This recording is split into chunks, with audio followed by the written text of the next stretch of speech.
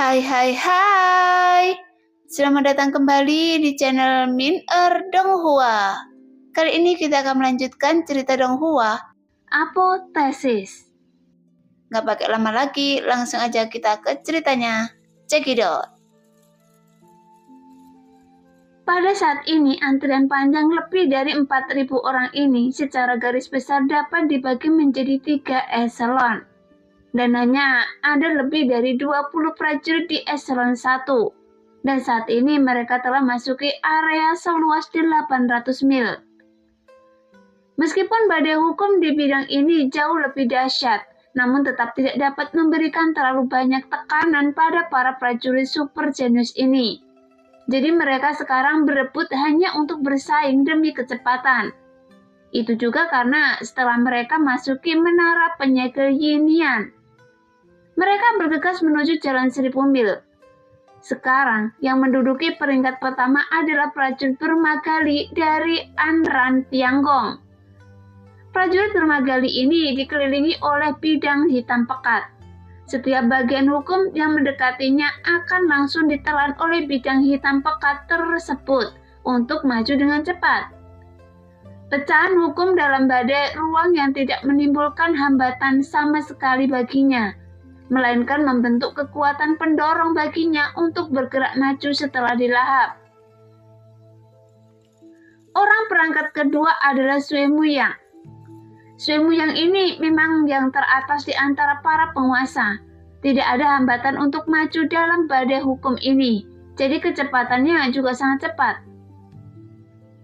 Sudah 900 mil, dia bergumam pada dirinya sendiri. Masih ada 100 mil lagi. Pada titik ini, senyuman tiba-tiba muncul di wajahnya dan sosoknya yang bergerak cepat tiba-tiba berhenti di situ.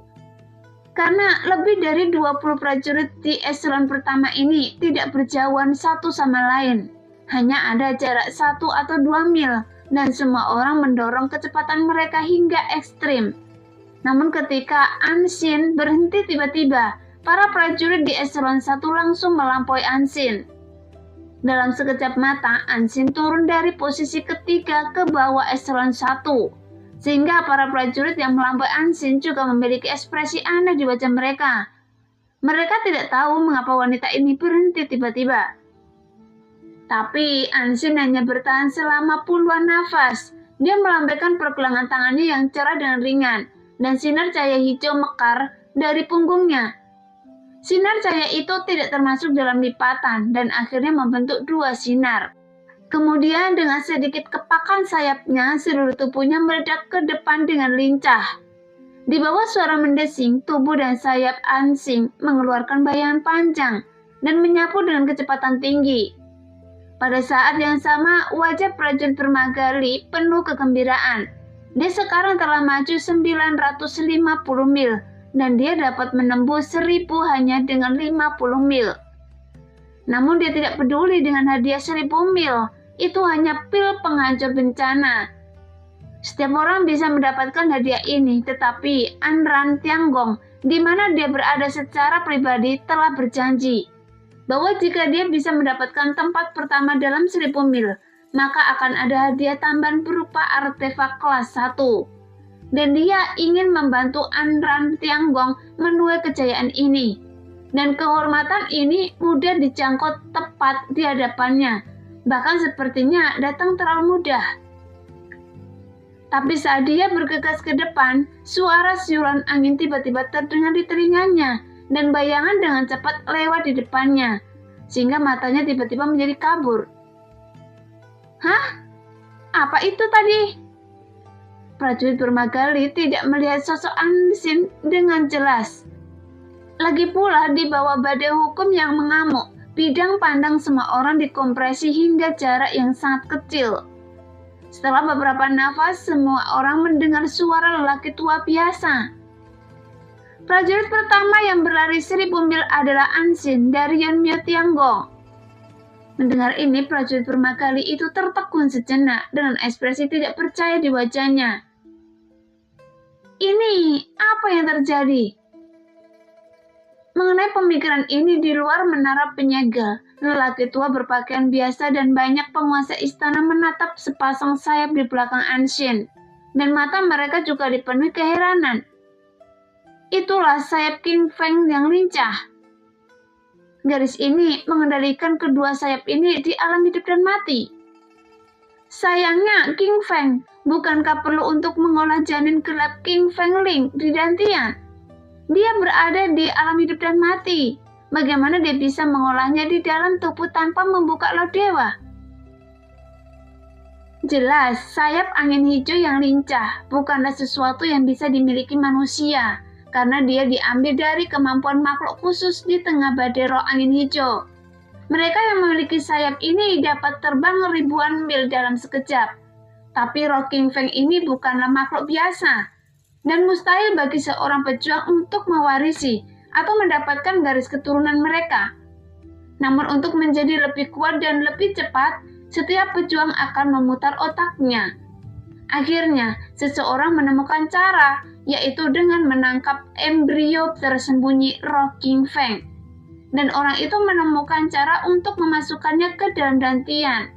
Kemudian menggunakan esensi jati untuk memelihara, mengerami, dan mengontrolnya secara bertahap. Cara ini sangat berbahaya dan biayanya sangat tinggi. Dan jika ada kesalahan sekecil apapun, dantian akan terbebani oleh kehamilan yang tersembunyi, yang berarti dia akan menjadi orang yang tidak berguna. Lagi pula hanya ada sedikit pejuang di dunia yang dapat menangkap janin gelap roh King Feng, dan bahkan lebih sedikit lagi pejuang yang berhasil mengolahnya. Adapun mereka yang berhasil, mereka setidaknya orang kuat di alam dewa atau lebih tinggi. Oleh karena itu, mereka tidak bisa memahaminya. Bagaimana Anshin bisa mendapatkan sayap angin biru yang lincah ini di alam hidup dan mati tingkat 9. Setelah Anshin berlari lebih dari 1000 mil, dia berdiri di sana dan melihat ke belakang. Dia telah meninggalkan semua orang jauh di belakang, dan ada sedikit rasa bosan di wajahnya. Itu terlalu tidak menantang. Saya ingin tahu di mana peringkat Loseng sekarang. Orang itu pasti tidak akan bersaing untuk tempat pertama. Bahkan setelah memenangkan tempat pertama untuk 1/1000 mil, Anshin tidak mengundurkan kewaspadaannya. Selalu mudah untuk menjadi kenyataan dan persaingan antara dia dan Loseng masih akan datang. 400 mil jauhnya, Loseng masih terbang ke depan tanpa tergesa-gesa. Ketika dia mendengar suara laki tua biasa, wajahnya menunjukkan senyuman eselon pertama telah melintasi jarak 1000 mil. Adapun prajurit eselon kedua berkonsentrasi di panggung dari 7 hingga 800 mil, dan eselon ketiga dari panggung 500 hingga 600 mil. Dan situasi Loseng saat ini adalah dia bahkan tidak bisa menangkap ekor tangga ketiga. Jika Anda tidak bisa memahaminya, berhentilah memikirkannya dulu.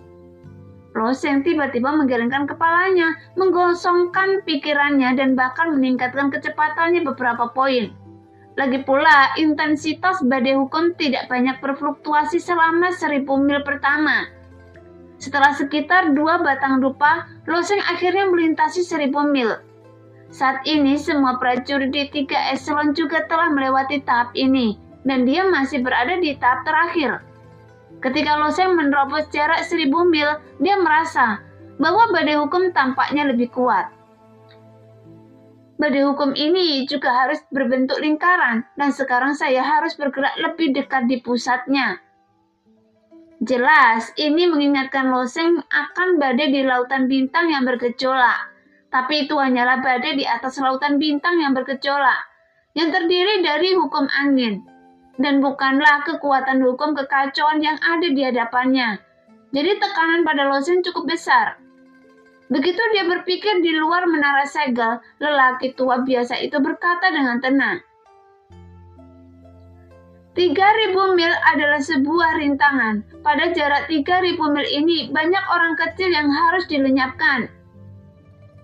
Seorang penguasa istana di sebelahnya mengangguk. Setelah 1000 mil, kekuatan hukum tertentu memadat, dan kekuatan semangat hukum yang berbentuk tidaklah lemah.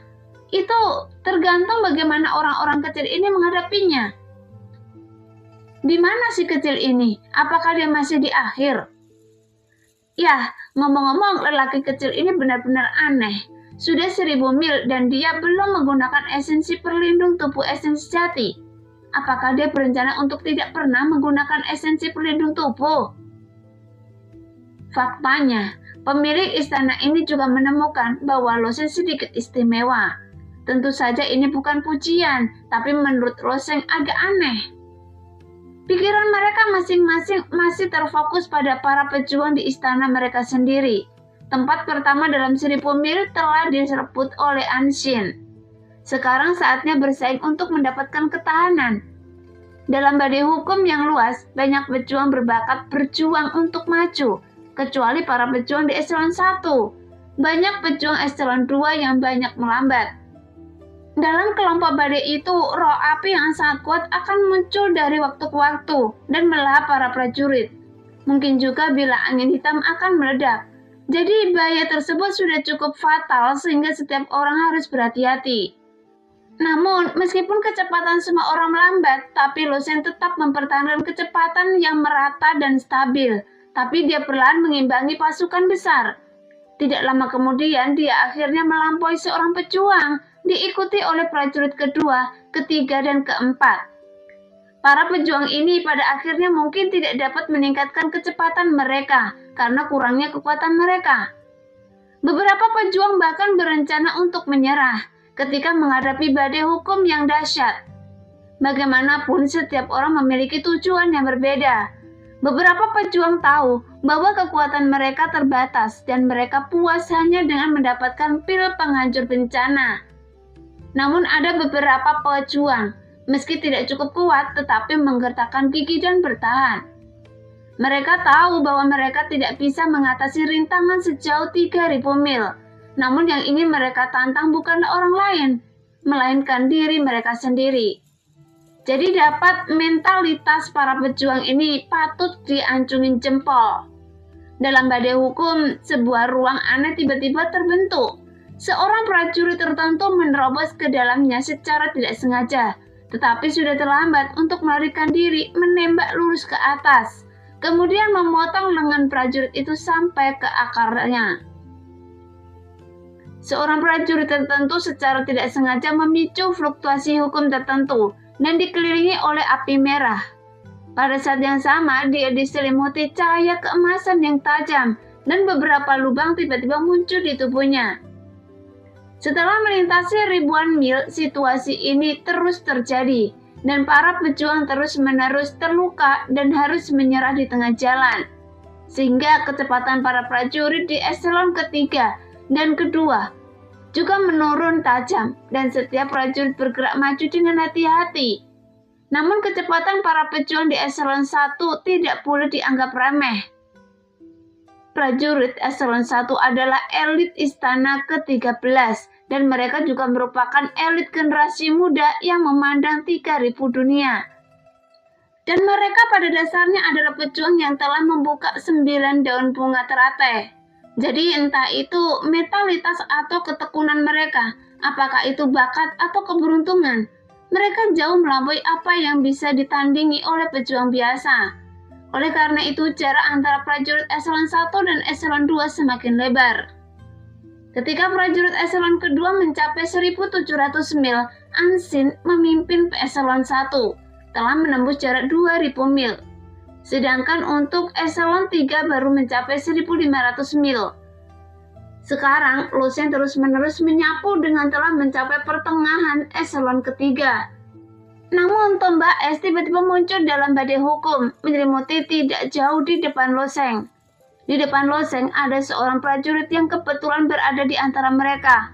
Wajah prajurit itu menunjukkan sedikit ketakutan. Dia hanya ingin melarikan diri, tetapi ternyata kecepatannya menjadi sangat lambat. Sekarang dia diselimuti sangkar yang dibentuk oleh hukum lingkaran waktu. Meskipun kecepatannya tidak lambat, di bawah hukum waktu 100 kali lipat, kecepatannya berkurang menjadi 1% dari aslinya, sehingga mustahil untuk menghindari tombak es di atas kepalanya. Jika dia tertusuk oleh tombak es ini, akibatnya sudah tidak jelas. Bahkan jika dia tidak mati di tempat, dia pasti akan terluka parah. Melihat pemandangan ini, sosok Lo Sheng tiba-tiba melintas dan dia melintasi jarak puluhan kaki dan mendatangi prajurit itu. Hukum waktu. Sambil berpikir, Lo Sheng mulai menjalankan hukum waktu. Jelas kedua hukum ruang dan waktu ini cukup istimewa. Jika dipahami, keduanya dapat saling meniadakan.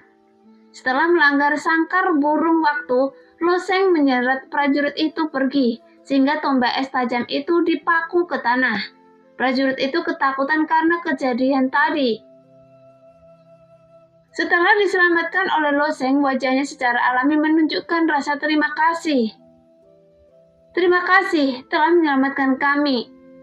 Lo Sheng mengangguk ringan dan tidak berhenti sama sekali, dan tetap mempertahankan kecepatannya dan terus bergerak maju. Sekarang jumlah orang yang tersingkir akibat badai hukum terus meningkat. Khusus untuk prajurit eselon ketiga seperti ini, jika Lo Sheng tidak mengambil tindakan, eliminasi akan menjadi suatu kepastian. Sekarang ada sekitar 3.000 prajurit di eselon ketiga ini. Sejak melintasi jarak 1.000 mil, lebih dari 1.000 prajurit telah tersingkir. Adapun 1.000 prajurit di eselon kedua, dan sekarang lebih dari 300 orang telah tersingkir. Dan hanya para super genius di eselon 1 yang belum ada yang tersingkir.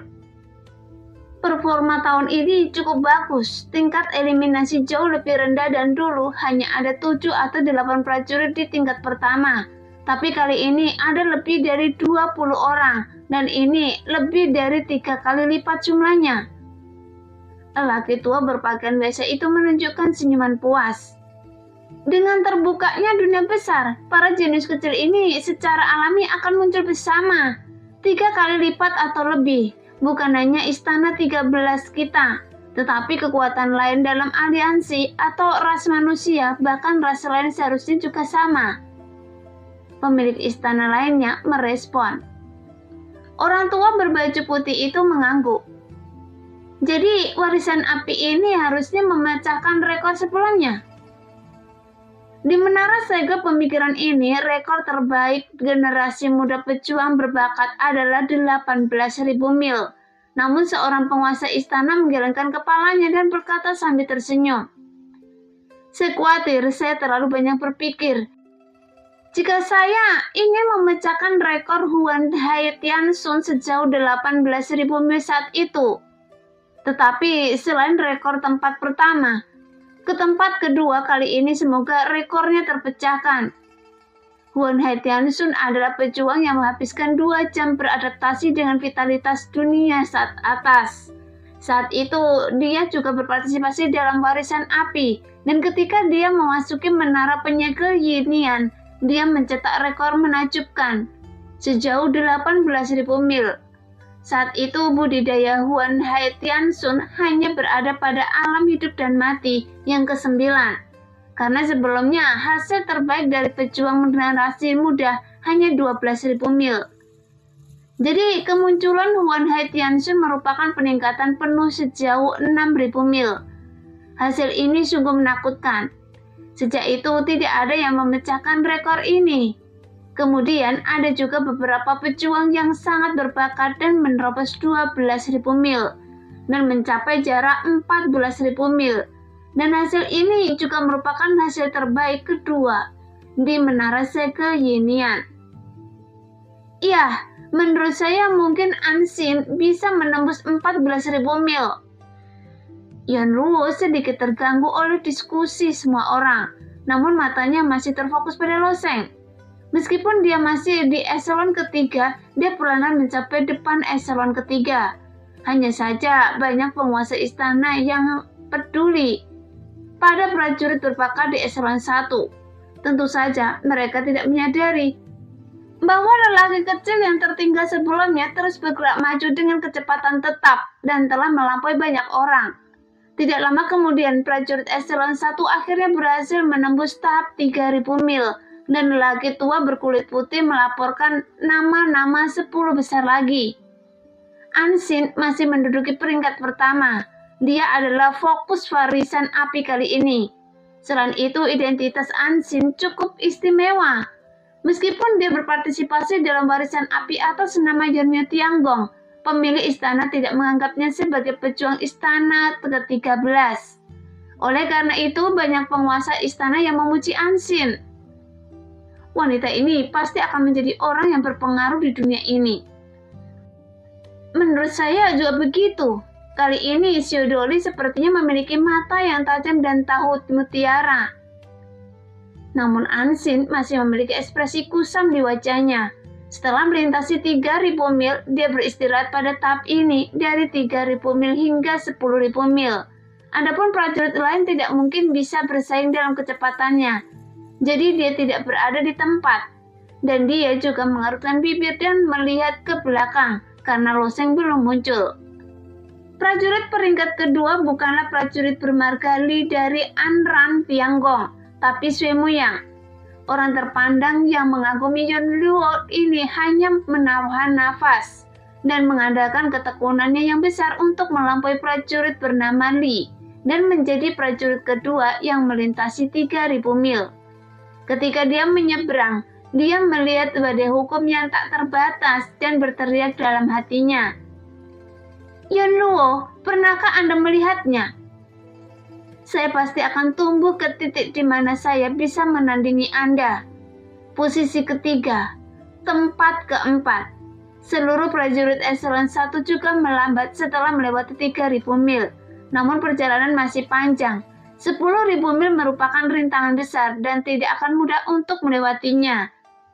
Segera setelah itu, Lo Sheng akhirnya meninggalkan eselon ketiga dan masuki eselon kedua. Ketika dia memasuki eselon kedua juga menjangkau jarak 3.000 mil. Tetapi eselon kedua yang awalnya memiliki ribuan orang, sekarang hanya memiliki lebih dari 300 orang. Dan 70% prajurit telah tersingkir. Di menara segel Yunian 3.000 mil adalah rintangan besar. Tidak ada seorang pun di eselon 1 yang tersingkir. Sementara 70% prajurit di eselon kedua telah tersingkir. Sedangkan untuk prajurit di eselon 3 bahkan lebih tragis lagi, dengan 90% tersingkir. Dari lebih dari 3.000 prajurit, hanya 300 yang tersisa untuk melewati rintangan ini. Namun para pejuang yang dapat melakukan perjalanan sejauh 3.000 mil cukup bangga. Mereka dapat dibudidayakan sebagai benih di seluruh aliansi, dan hadiah artefak kelas 1 tampaknya tidak terlalu berarti. Setelah mencapai 3.000 mil, kecepatan para prajurit di eselon pertama melambat, dan kecepatan para prajurit di eselon kedua dan ketiga juga sangat melambat. Tapi Lo Sheng masih mempertahankan kecepatannya sendiri. Jika seseorang memperhatikan Lo Sheng selama seluruh proses, mereka akan menemukan bahwa kecepatan Lo Sheng tidak berubah sama sekali dari awal hingga sekarang.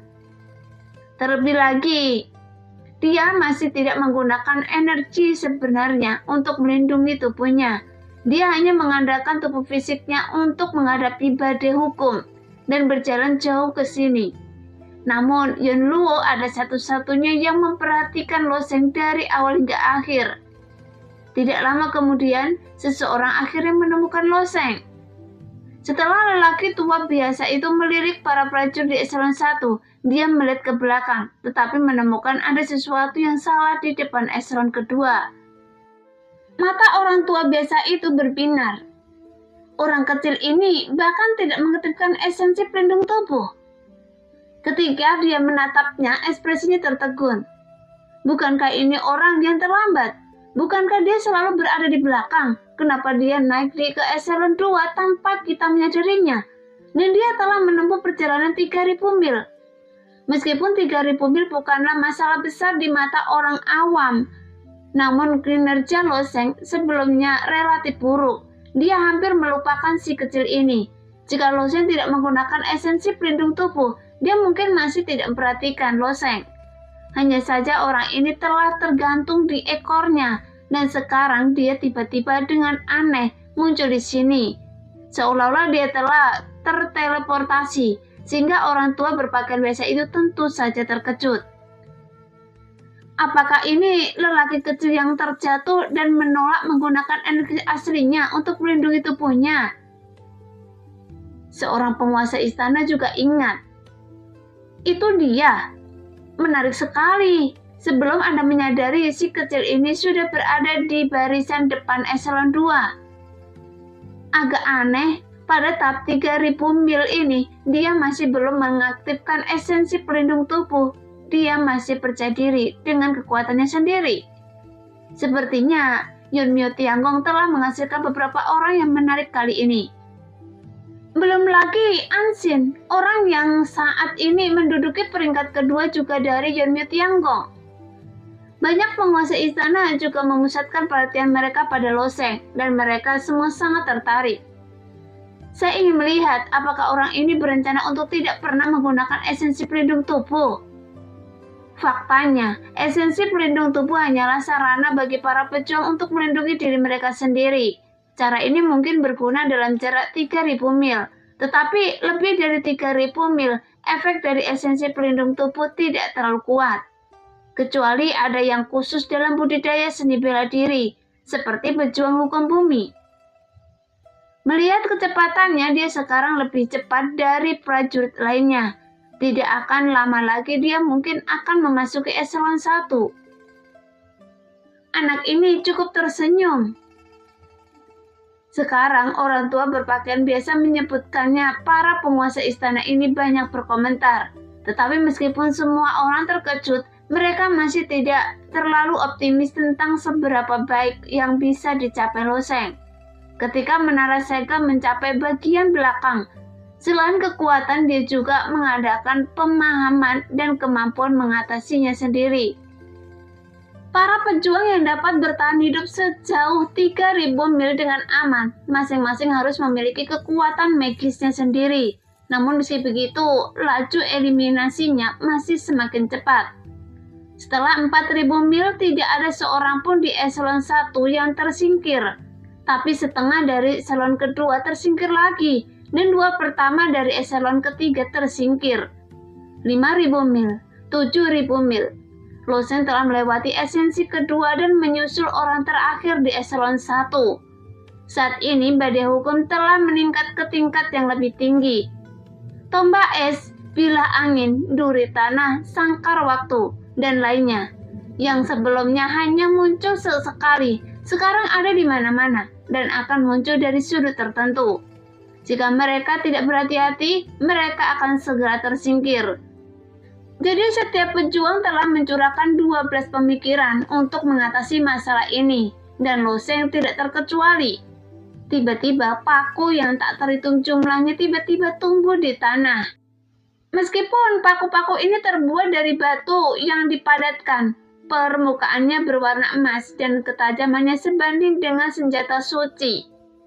Sosok Loseng seperti tombak terus-menerus berenang di antara paku-paku itu.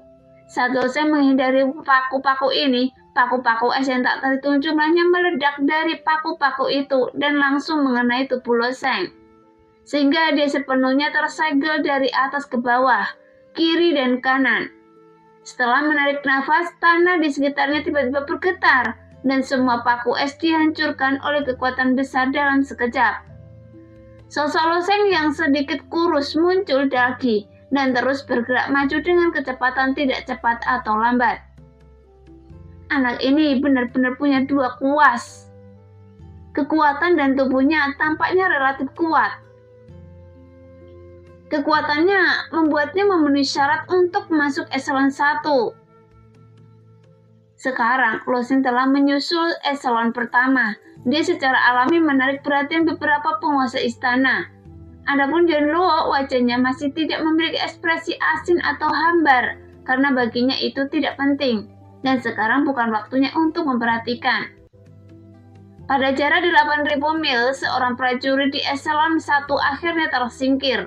Saat ini hanya tersisa kurang dari 10 prajurit di eselon 2. Sedangkan untuk eselon ketiga, seluruh pasukan dimusnahkan, dan tidak ada satu orang pun yang mencapai jarak 8000 mil. Sekarang, lebih dari 4000 prajurit yang kini telah masuk ke menara segel 1 pikiran. telah kembali ke alun-alun untuk menyaksikan situasi di menara. Setelah tersingkir, mereka sekarang hanya bisa menjadi penonton sementara. Ansin bisa dikatakan sebagai pejuang yang tidak tarah. Sebagian besar dari 30 prajurit yang tersisa baru saja menembus 8.000 mil. Ansin telah mencapai jarak 9.500 mil untuk menyeberang dan akan mencapai seluruh 1.000 mil. Ketika dia mencapai jarak 9.800 mil, dia menoleh untuk melihat badai hukum yang tak terbatas dan berkata dengan ringan, "Anda tidak bisa tersingkirkan? Jika Anda tersingkir, Anda tidak memenuhi syarat untuk menjadi lawan saya." Setelah mengatakan itu, dia menoleh lagi, mengepakkan sayap biru di punggungnya, dan dengan cepat melewati badai hukum. Prajurit pertama yang melintasi 10.000 mil, Ansin dari Yunmyo Tiangong. Setelah dia melintasi 10.000 mil, suara laki tua berpakaian terdengar lagi. Para prajurit di alun-alun juga berbicara satu demi satu.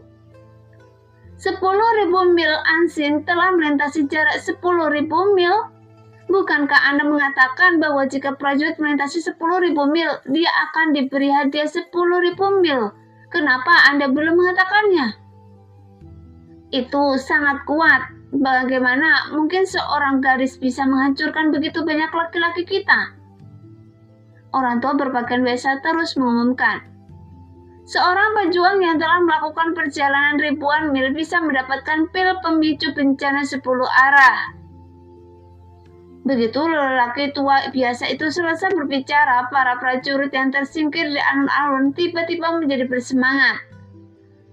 Pil kesengsaraan 10 arah? Bagaimana bisa ada hal sebaik itu? Ya Tuhan, jika saya tahu itu sebelumnya, saya akan bertahan dengan 10 kekuatan saya. Jelas pil bencana 10 arah yang dapat mendorong kesengsaraan surgawi. Ini sama dengan bunga bencana yang ditelan Losek di keempat kerajaan Dewa Utama. Namun bunga bencana meningkatkan jumlah bencana hidup dan mati menjadi 9 tingkat. Jadi banyak pejuang di dunia atas tidak perlu menelan bunga bencana. Dengan bakat mereka, mereka tidak ditoleransi oleh dunia. Secara alami, mereka dihadapkan pada banyak bencana tingkat ke-9 dan juga harus dimiliki oleh para super jenius di dunia atas. Jika seorang jenius memasuki alam laut dewa dengan tingkat budidaya alam hidup dan mati tingkat ke-8, maka dia pasti tidak memenuhi syarat untuk disebut jenius. Tetapi pil 10 arah yang memunculkan kesengsaraan ini berbeda. Meskipun merupakan pil yang sama dengan pil pengubah bencana, keduanya tidak sama.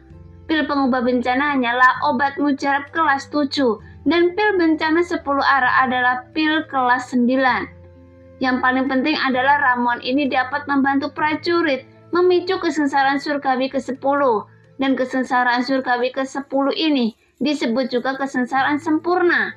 Karena telah mendengar kesengsaraan surgawi ke-10, landasan prajurit berada dalam keadaan sempurna.